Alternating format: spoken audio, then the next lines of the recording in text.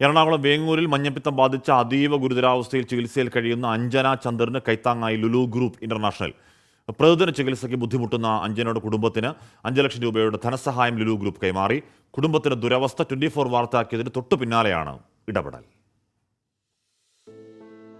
മഞ്ഞപ്പിത്തം ബാധിച്ച് എറണാകുളത്തെ സ്വകാര്യ ആശുപത്രിയിൽ ചികിത്സയിൽ കഴിയുകയാണ് 28 വയസ്സുകാരി അഞ്ജന ചന്ദ്രൻ. പ്രതിദിന ചികിത്സയ്ക്ക് 1 ലക്ഷത്തിലധികം രൂപയാണ് അഞ്ജനയ്ക്ക് ചെലവാകുന്നത്. ഈ തുക കണ്ടെത്താൻ കഴിയാതെ ബുദ്ധിമുട്ടിലായ കുടുംബത്തിന്റെ ദുരവസ്ഥ 24 വാർത്തയാക്കി.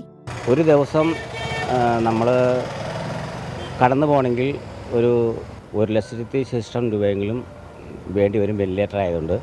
അങ്ങനെ ഇപ്പോൾ വന്നിട്ട് ചികിത്സയ്ക്കായിട്ട് വന്നിട്ട് 15 ദിവസമായി.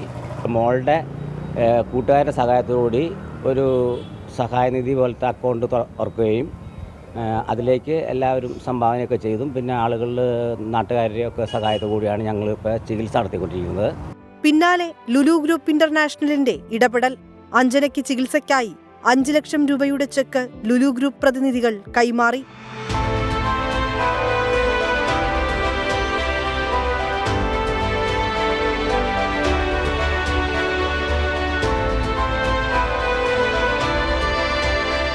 വലിയൊരു സഹായമാണ് ലുലു ഗ്രൂപ്പിൻ്റെ ഭാഗത്തു നിന്ന് ഉണ്ടായിരിക്കുന്നത്. നാട്ടുകാരും മറ്റുള്ള ആൾക്കാരൊക്കെ ഞങ്ങളെ സഹായിച്ചു. അതിലും വലിയൊരു സഹായമാണ് മറ്റേ ലുലു ഗ്രൂപ്പിൻ്റെ ഭാഗത്തു നിന്ന് ഉണ്ടായിരിക്കുന്നത്.